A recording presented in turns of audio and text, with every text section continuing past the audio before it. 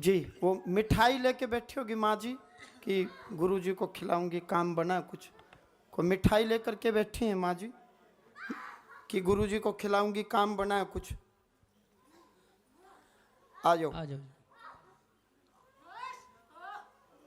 सतपाल, कौन है सतपाल? कितने सतपाल जी, सतपाल? एक बार अपने स्थान पे खड़े हो जाए सतपाल जी। एक सतपाल धर्मपत्नी गीता, वो सतपाल, बाकी बैठ जाओ। आ जाओ।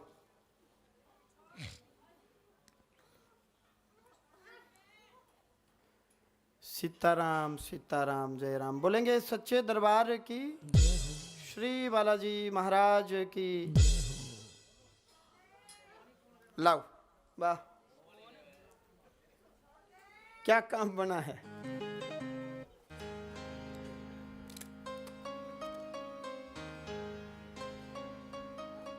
गाजर पाक है, खाना है।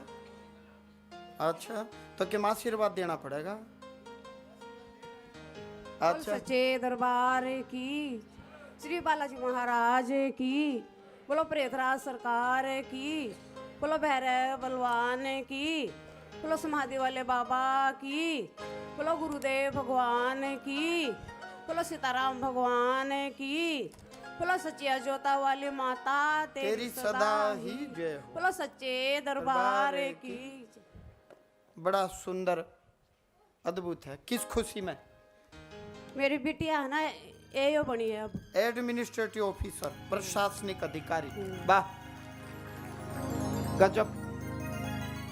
अच्छा एक विचित्र बात और, करीबन जब 2008-9 की बात है तो आप साक्षात मेरी माँ के समान हैं। जब मैं यूनिवर्सिटी में यहाँ जंबेश्वर में था तो आपके यहाँ घर पर मैं रहा भी हूँ, और जिस बिटिया की ये बात कर रही है वो बहन जी मेरे वस्त्र भी धोती थी, और उसका कन्यादान भी मैंने किया है। उसमें पेशी आती थी, संकट आता था, और गोलगप्पे की ये रेहड़ी लगाते थे, रेहड़ी ठेला लगाते थे गोलगप्पे का।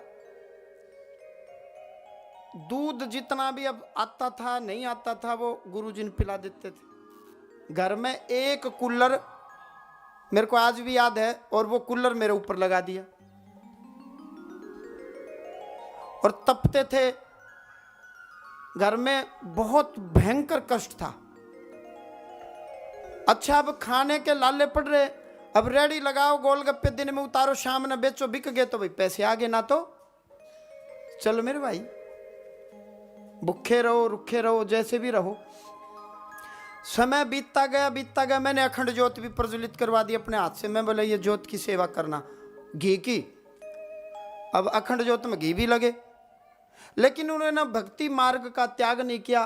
13-14 साल तक इन्होंने अन्न भी नहीं खाया। फिर बाद में मैंने कहा तपस्या पूरी हुई। अच्छा अब भी नहीं खाते, वाह। तो एक बेटा इनकम टैक्स में लग गया, बड़े वाला संदीप। हाँ जी, एक संदीप है जी, पहला बिटिया लगी फिर बेटा लगा, दोनों जॉब लग गए। घर में मार्बल मुर्बल आ गया। ईब तो मैंने सुनी है एसी भी लगा लिया। आपकी कृपा है जी। वो माम क्या कौन है जी लगवाने वाले? अब मैं भी, मेरा भी काम निकल गया। अब मैं क्या करने जाऊं था, अब मैं भी नहीं जाता। उस टाइम जरूरत थी। हम आ जाएंगे जी, आप नहीं जाओगे तो। और छोटा बेटा मैंने कहा मेरे को दे दो, मैं रख लेता हूँ। वो तिलक है अपने यहाँ, तिलक जो सेवा करता है उसको मैंने रख लिया। छोटे वाले को मैंने कहा ये मेरा है, आप फ्री। वो कहीं डाबा डूबा खोल लेता, मैं और है डाबे डूबे। तू मैं कहा तू डाबा को नहीं, बाबा बन जा, और है डाबा डूबा। बड़ी वाकई दिल से सेवा की। अनेक वर्ष तक इन्होंने तप किया। एक रेहड़ी लगाने वाला परिवार, दिन में गोलगप्पे बेचो, शाम ने भाई दिन में उतारो, रात में बेचो। इतनी उन्नति बिना भक्ति संभव नहीं है। मंदिर के सारे वस्त्र वगैरह धोना, आरती वंदन, घर से भोग बनवा करके आता था, इन्हीं के घर से यही बना करके भगवान जी का भोग लाते थे। बहुत पुरानी बात हो गई, लेकिन इन्होंने अपनी तपस्या से वो सारा नीति नियम कर्मकांड निभाया। मालिक ने इनको सेवा दी, और कभी भी ऐसा भी नहीं कि भाई मैं इनके पास मान लो रहा हूँ, इनको माँ के समान मानता हूँ, तो ऐसा भी नहीं है कभी आई हूँ कि जो इसका दुख काट दो, उसका काट दो, या वीआईपी ट्रीटमेंट, ऐसा कुछ नहीं। कभी इन्होंने तंग मार्ग पर रहे, सीधे आए और सीधे गए, सीधे आए और सीधे गए। और कहाँ वो बिटिया, उसने भी स्वप्न, आपने तो सरकारी नौकरी आपका कुल खानदान में किसी की है ही नहीं, सोची नहीं थी कि आपका सरकारी नौकरी भी किसी की होगी। नहीं है जी, मेरे परिवार में मेरे बेटे और बिटिया लगी है। आप विचार करें। और उस समय जब संकट उसके ऊपर प्रकट होता, मेहंदीपुर बालाजी पैदल जा रहे थे हम, रास्ते में भी उसका सिर लग रहा था, पेशियां आती थी। तब तो यूं था कि छोरी का लड़की का संकट कट जाए, कहीं विवाह हो जाए, बस। और आज देखो कहाँ मिठाइयाँ खा रहे हैं कि प्रशासनिक अधिकारी लग गए। आप विचार करें, ये है मेहंदीपुर बालाजी की कृपा, ये है दया।